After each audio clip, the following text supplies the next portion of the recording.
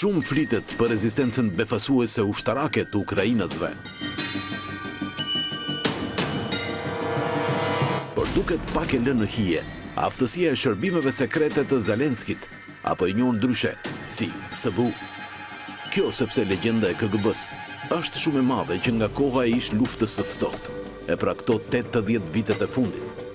Sot FSB dhe SVR janë dy shërbimet sekrete që trashëgojnë KGB-n dhe kur flitet për to, edhe armiqt më të betuar të tyre si Intelligent Servisi Britanik apo CIA tregojnë një respekt të veçantë.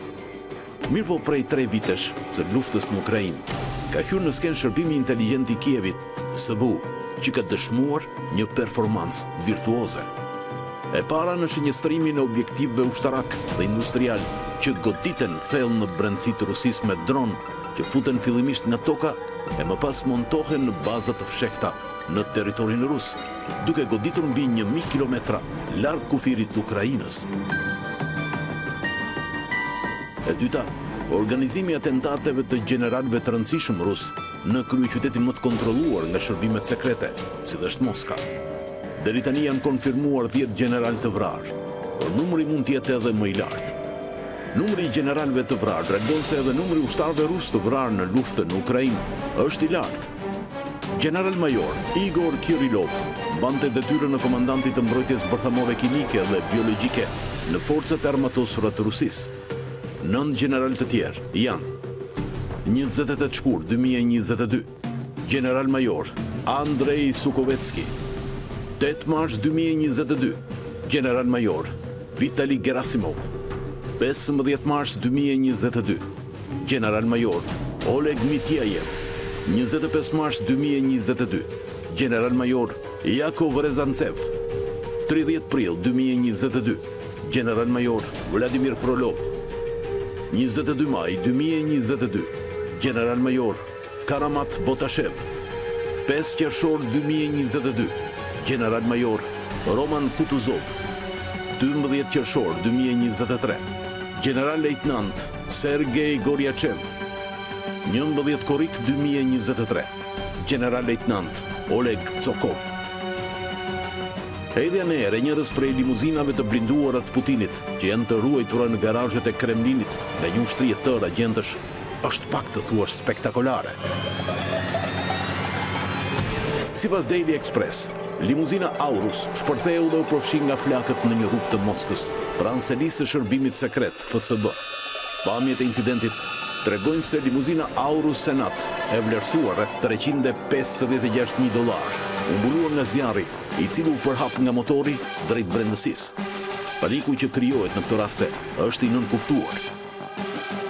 Kjo shpjegon edhe disa raste kur Moska u godit me dron një vit më parë, dhe Putini, sipas agjencive perëndimore të lajmeve, strehoi sipas protokollit të sigurisë në baza të blinduara antiatomike që janë bunker teorikisht të padepërtueshëm. SBU-ja ukrainase duket pra se po krijon një reputacion ndërkombëtar të respektueshëm në betejën e saj me FSB-n e famshme ruse. Trajnimi britanik dhe amerikan i shërbimeve sekrete ukrainase duket se po jep në vijimsi frutet e veta me atentate spektakolare.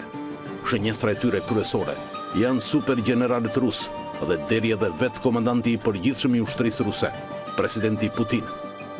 Duket se bisedimet për paqe janë ende në pikën 0 dhe Ukraina e di mirë këtë, duke mos humbur asnjë rast të godas nyjet nevralgjike ruse, pavarësisht retorikës politike në emër të paqes. Edhe Rusia e di mirë këtë. Prandaj nuk lëshon pe në bisedimet e paqes, duke nervozuar presidentin amerikan Donald Trump dhe duke raskapitur administratën amerikane në kërkim të formulës së zgjidhjes së konfliktit Ukrainë-Rusi.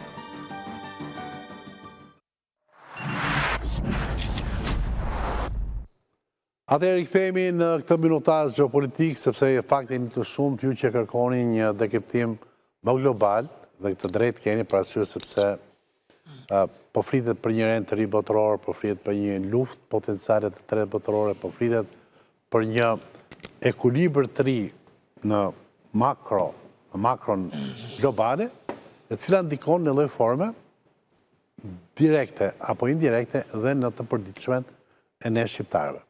Tani, për të dekriptuar situatën më të fundit, jam këtu me zotin Xhavishari, mbrëma Xhavishara. vazhdo të jetë me ne avokatja Anita Bozhegu, po në rolin e një ekspertit të drejtës ndërkombëtare, mbrëma dhe një herë Bozhegu.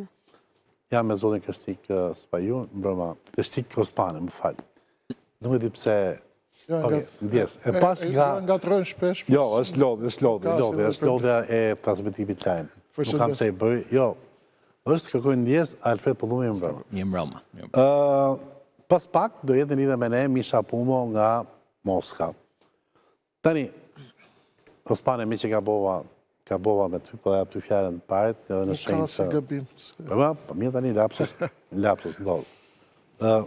Kemi një situatë ku Trumpi, i cili bëri ç'është mundur për të krijuar një dialog me Putinin, me të tretë, me komunikimin telefonik, pasi mund të themi dhe poshtroi Zelenski në Shtëpinë e Bardhë. E gjitha këto, tani ka kapur një tërbim, sepse po kupton që të pak nga këndvështrimi i tij Putini nuk është kaq i kollajshëm.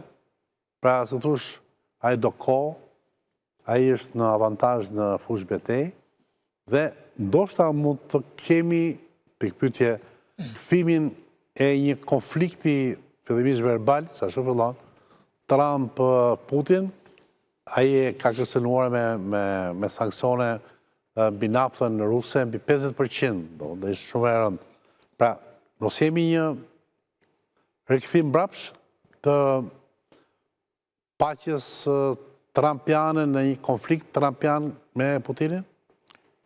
Po, fillimisht Gjej, unë të falenderoj për qasjen e rëndësishme dhe pyetjen e rëndësishme, apo në qoftë se do të quajmë ashtu si që ju e mbani firmën ndërkalljen. Jemi përballë një situatë cilën ne kemi folur bashk edhe në këtë emision, kemi thënë dy gjëra të rëndësishme të cilat janë regjistruar në këtë studio. E para gjë e rëndësishme është që negociatat ndërmjet Trumpit dhe Putinit nuk do t'jenë të lehta. Kemi regjistruar dhe kemi thënë që në rastin më të mirë, si kur të shkojnë për 6 muaj në një marrëveshje, do t'jetë arritje e madhe, që do të thotë se negociatat do t'jenë të vështira, dhe kemi thënë edhe një gjë tjetër shumë të rëndësishme, Rusia nuk do të marrë asgjë falas nga Trumpi, siç u munduat paraqitje situata. Në këtë moment, jemi në një pozicion të ri, i cili tregon qartësisht një ndryshim të pllakave tektonike në relacionet gjeopolitike ndërkombëtare, një ndryshim kursi dhe busulle ndërmjet marrëdhënieve Rusi-Bruksel, apo Rusi-BE-Angli dhe Rusi-SBA. Moska dhe Kremlini janë të bindur dhe besojnë plotësisht se janë në një pozicion më të favorshëm në këtë moment dhe se janë në një marrëdhënie më të favorshme me administratën Trump se sa me administratën Biden.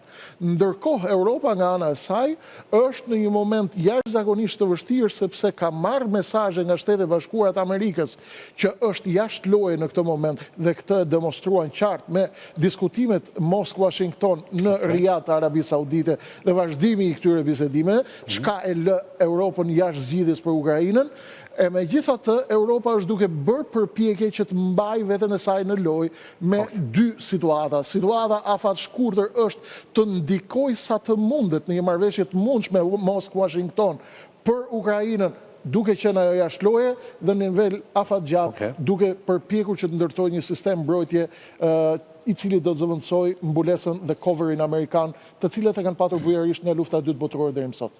Bashkohet me ne dhe Misha Pumo. Me mbrëma Misha, përshëndes. Me mbrëma, ju përshëndes gjithëve. Faleminderit që je me ne në 360 gradë. Rofsh. Atë, e njëta pyetje për zotin Shara. Zotin Shara, kemi patur, se thuash, habi, që një habi, do të një habi, një rezistencë konceptuale për të pranuar që dialogu i ndërtuar midis Trumpit dhe Putinit po shkonte jashtë çdo parashikimi shumë mirë.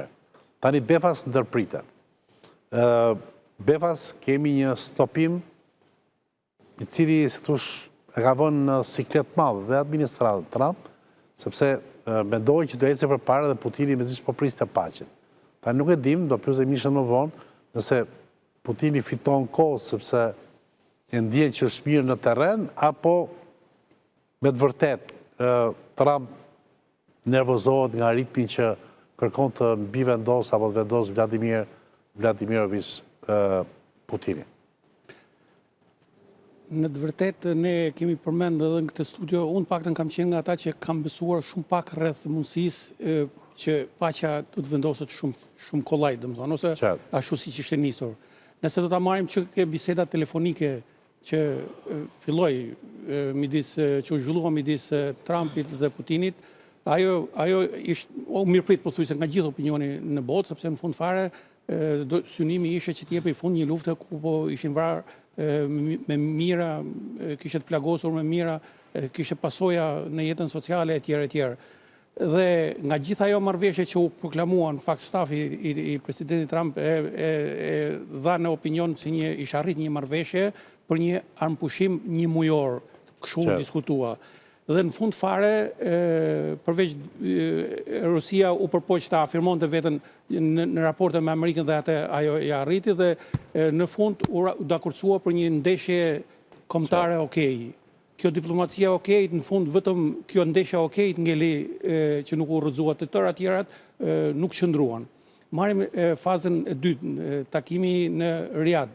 Edhe takimi në Riyadh u proklamua se do bëj për të arritur paqen të paktën një armpushim në detin e Zi.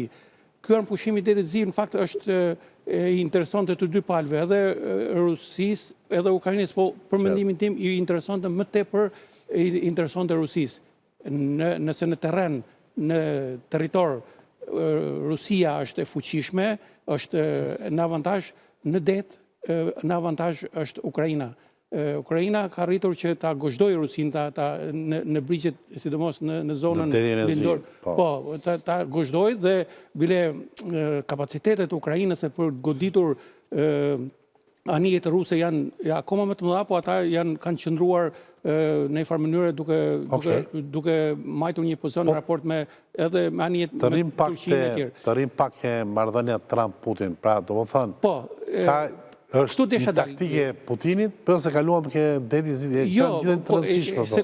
Ja, ku po arrijet tash? Edhe ajo marrëveshja detit Zi, pothuajse nuk qëndroi asgjë nga kjo marrëveshje, sepse më njëherë edhe kjo duk që në deklaratat pale, të dy palet, Shtetet Bashkuara dhe Ukraina nuk dulen, edhe Shtetet Bashkuara dhe Rusia nuk dulen me një deklaratë e përbashkët. Pale amerikane doli me një deklaratë në vete, pale ruse doli me një deklaratë në vete. Pale amerikane tha se është arritur një marrëveshje, pale ruse tha që duhet fillojmë marrëveshja do arrit pasi të hiqen sanksionet. Pra, që këtu pa që përsëri edhe kjo nuk arriti asgjë. Dhe sidomos, kërkesa e presidentit Putin për vendosjen për një qeverisje ndërkombëtare të Ukrainës, pra për të futur lojë OKB-n, ishte ajo që i vuri që e acaroi më tepër Trumpin dhe Trumpi tashmë kuptoi që deri tani sa serioz është kërcënimi Trumpin ndaj deri tani Trumpi nga kjo kërkesë e kuptoi që është përdorur nga Putini.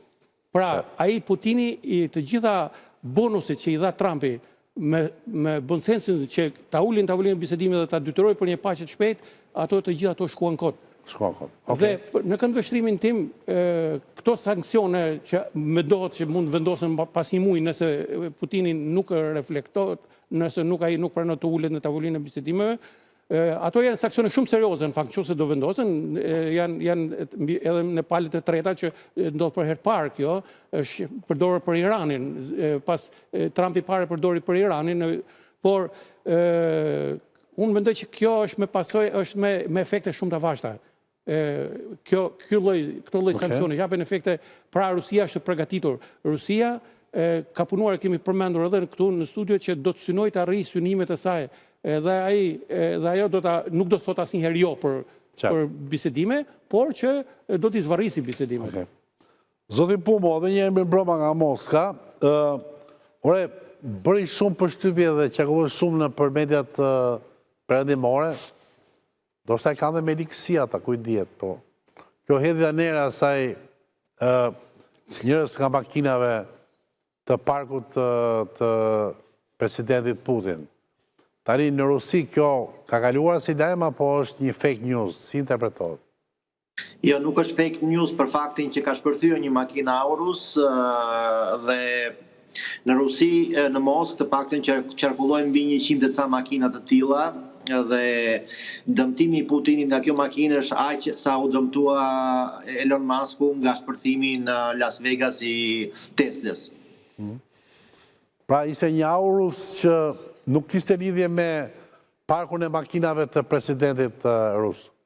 Sigurisht, biles thonë që... Është makinë në oligarku, se një makinë $400,000 është një makinë, thonë që është një makinë e drejtorëve të bankës Sberbank. Kështu flitet. Do me thënë ka pasur një defekt dhe ka shpërthyer dhe pastaj ka rënë zjarri, do me thënë dhe kaq. Pa i zjarri duket si shumë, të shi këto makinat shumë marin zjarë, po? Lajmin e përhap fillimisht gazeta e mirënjohur angleze The Sun, sigurisht që të vërtet mund të ketë shumë pak në këtë drejtim. Dhe skandalistike, thua atje.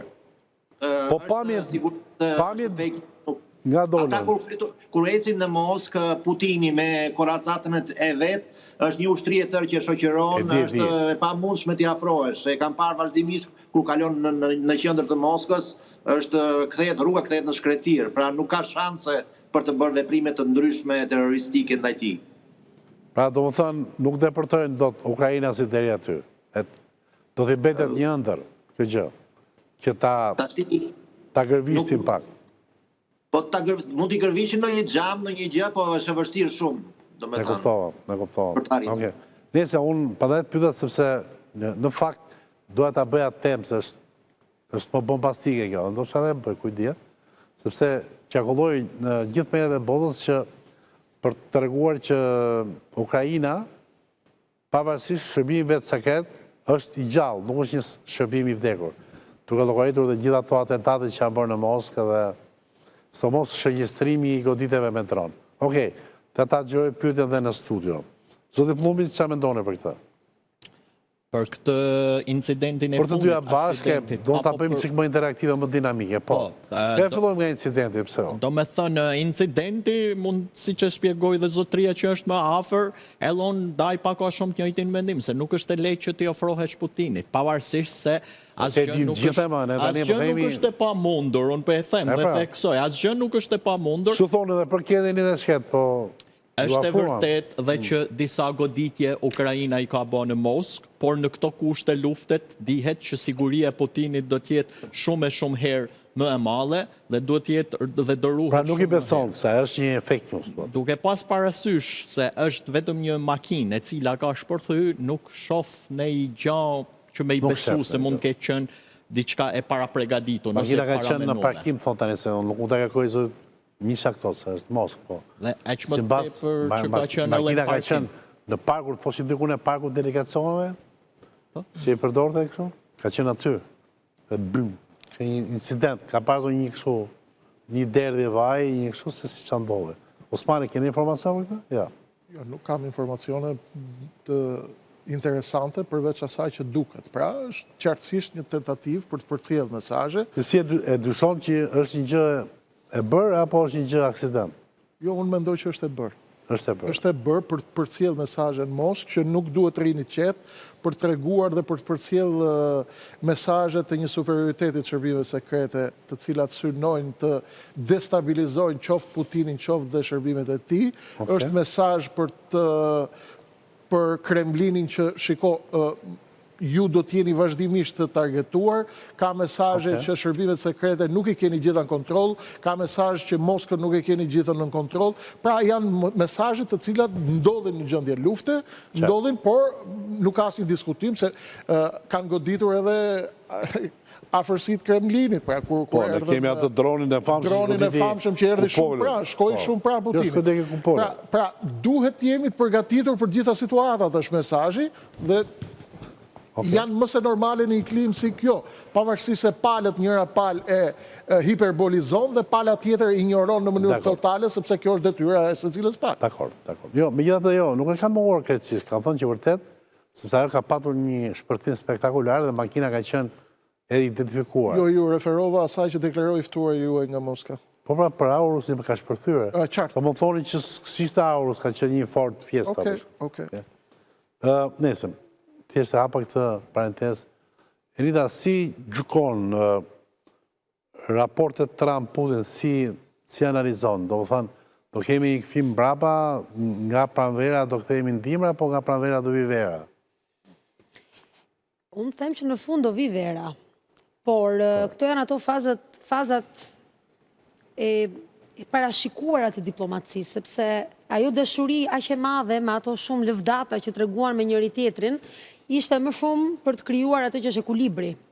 Mirë po Trumpi nga ana tjetër duke lozur kryesisht në atë që është lufta e tij kryesore, lufta ekonomike, që i ka hapur gjithë botës, pjesën e Rusisë tashti po e përdor më shumë, sepse duhet krijojë edhe një front tjetër. Mos harrojmë që me datë 2 prill rifillojnë edhe një herë taksat për sa i përket luftës tregtare dhe i duhet të krijojë edhe pak një lloj diversioni në tregjet ndërkombëtare. Dhe intereson Rusia për ta sjellë në lojë dhe gjuha që ka përdorur. Shohim një gjuhë tejet agresive, por që nuk ka asnjë përmbajtje në vetvete, sepse e lidh me një fenomenin Zelenski për ndërhyrje kur ishte një nga temat e diskutimit, sepse Putini e ka pasur gjithmonë pikë të vetën për sa i përket qeverisë Zelenski. Trumpi ashtu e fillon. Me një shpërthim që deklarativ, pastaj tak me një solaps edhe... Por jo me Rusin, sepse është me qitet largët. Këtu nuk është vetëm Rusia, sepse ai goditja e tij janë të gjithë vendet e tjera. Dhe Rusia është si thua ajo kulla e fildish që ai është detyruar ta mbajë edhe mirë dhe keq. Dhe në fakt, deklaratat e fundit para 4 orësh që erdhën nga Kremlini, të zëdhënësit të Kremlinit, zoti Peskov, ishte që ne jemi duke vazhduar punën tonë për arritjen e një marrëveshje me Ukrainën. E ka bëu Peskov, po Peskov ishte pak i tërhequr. Pra do thotë që kërcënimi i Trumpit ka bërë efekt. Një lloj efekti e ka bërë, sepse është vazhda e këtyre taksave që fillojnë nga 2 prilli dhe nuk ka pse Rusia në një moment ulje në tavolinë me rregulla të reja që Trumpi është i detyruar të rishikojnë në kuadrin makroekonomik, t'ja aplikoj Rusisë, sepse është më e thellë se Presidenti Putin mbetet i hapur për një komunikim të tillë, pra telefonik, por edhe nëse është e nevojshme një bisedë që mund të kryhet shumë shpejt, por për momentin nuk ka asnjë telefonat planifikuar me dy presidentë. E para. Ne vazhdojmë të punojmë me Panamerikane, bla bla bla bla bla bla, për të tuar marrëdhëniet tona dypalqe, etj. Ne po punojmë gjithashtu për zbatimin e disa ideve që lidhen me zgjedhjet në Ukrainë. Pra, përpara se sa të shkohet tek një armë pushim, kërkohet me çdo kusht largimi i Zelenskit, se zgjedhjet kjo ka qenë një nga pikat kryesore dhe të diskutimit që dy presidentët kanë patur. Ka dhe një deklaratë të zotës ministrit jashtëm Aleksandr Grusho, i cili thot gjithashtu që ne jemi të hapur në parim për diskutime dhe për t'i çuar përpara përpjekjet për gjetjen e një marrëveshje paqes, por nuk do të bëjmë asnjë hap përpara nëse nuk marrim garanci. Garancitë janë ekonomike, ushtarake, financiare, cilat i ka ciktuar vetë zëvendës ministri jashtëm. Zoti Pumo, domethënë kjo dashuria me Amerikën, si ajo bie ndonjëherë borë në qeshora ndaj nga Rusia bie. Qëllon, dashuria trembur. Në qeshor nuk bie, po dashuria do të mbetet dashuri. Pa ma formulo pak. Do kemi një borë që do qëndroj, po. Deklaratat e Trumpit kanë shkaktuar një efekt në opinionin publik në Rusi, në establishmentin në Rusi, një pjesë e establishmentit, ata të kahut ultra nacionalist dhe ashtu quajturit patriotik po kënaqen, sepse ata duan, si thua, një armik shiqari. Ndërsa pala tjetër do me thënë që janë për një afrim të Rusisë me perëndimin sërish dhe me Shtetet e Bashkuara në veçanti, e interpretojnë këtë si një reverancë më tepër të Trumpit për përdorim të brendshëm dhe për do me thënë për të krijuar një imazh që Trumpi është edhe kundër Rusisë gjithashtu. Në fakt, siç e vënë në dukje shumë specialistë këtu,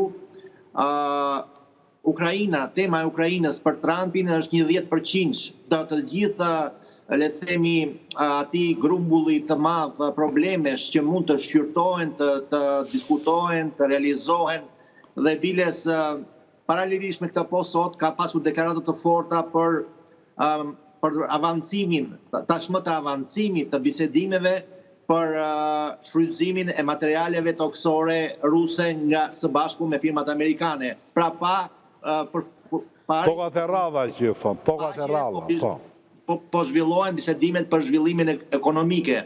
Edhe gjithashtu edhe në drejtim të kosmosit, do me thënë, janë diskutuar, biles edhe NASA ka përmendur bashkëpunimin me palën ruse për arritjen në Mars dhe në këtë kuadër. Pra pranvera vazhdon, këto janë thjesht shash ka thua ti. Do me thënë, gjithmonë buri me gruan nga njërën shajnë, për pastaj pra pajtohen dhe vazhdojnë martesa.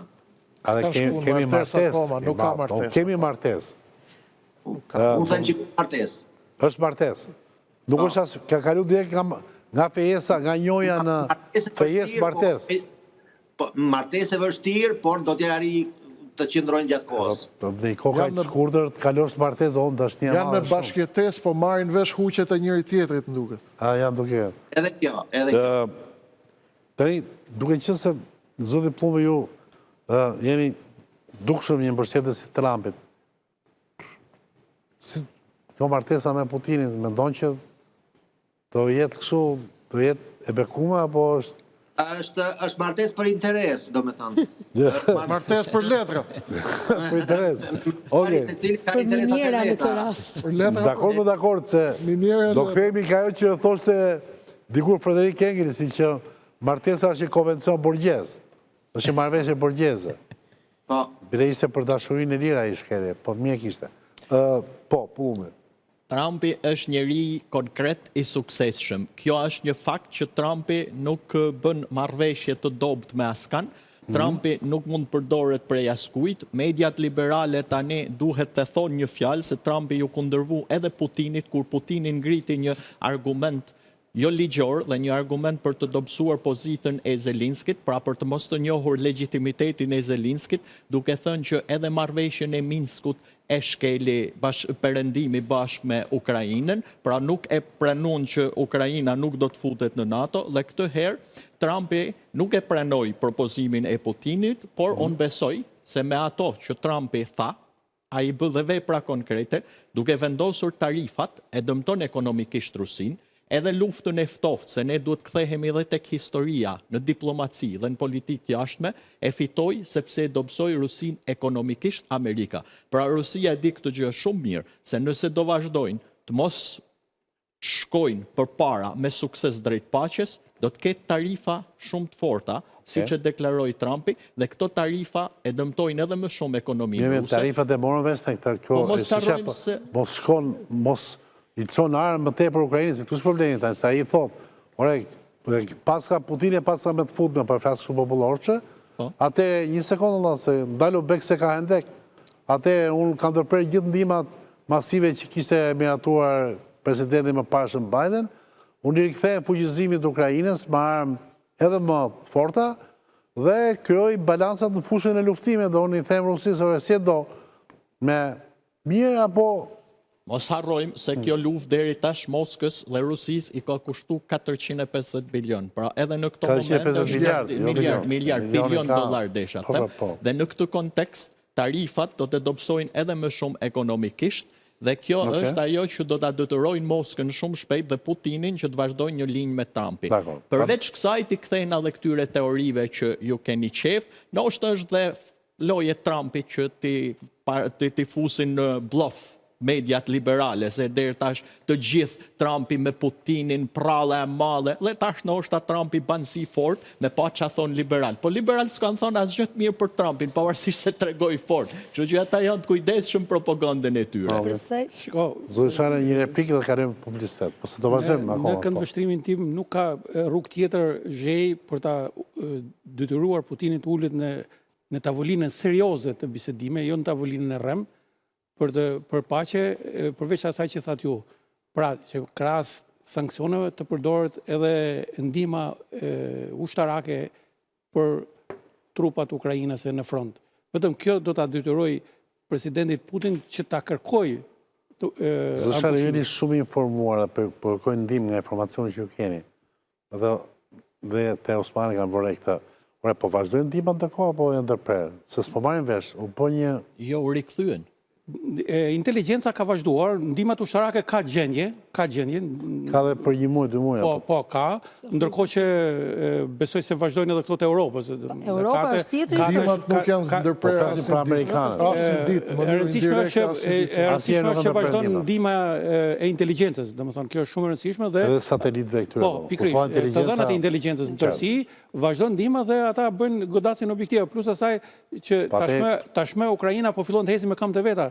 Vetëm për vitin 2025 do provojë 1.5 milion dronë. Putini ka të drejtë të dyshoj ke sinqeriteti diplomatik i Trumpit.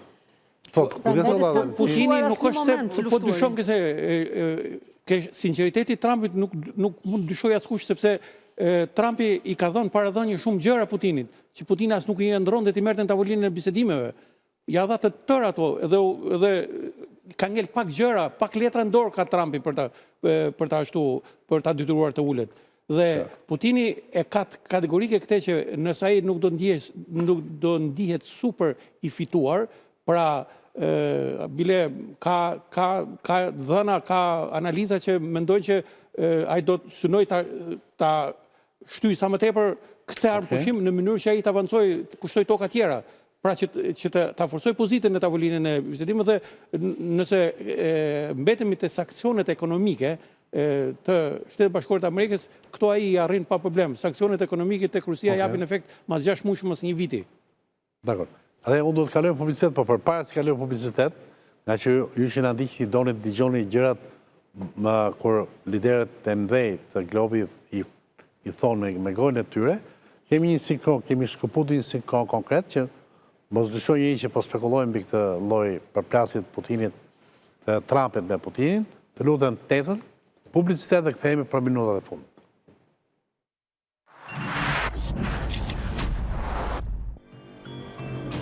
Presidentit Amerikan, Donald Trump, duket se i është sosur durimi dhe koha e paqt me presidentin rus Putin, po përfundon.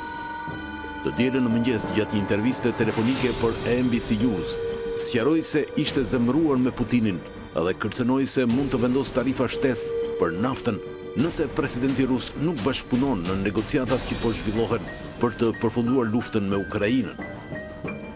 Isha shumë i zemëruar kur Putin filloi të merrej me besueshmërinë e Zelenskit, sepse kjo nuk po shkon në drejtimin e duhur, tha Trump. Këtu presidenti Amerikan ju referua Putinit që të premten tha se në Ukrainë të zgjidhet një qeveri e përkohshme e cila të largojë në mënyrë efektive Zelenskin.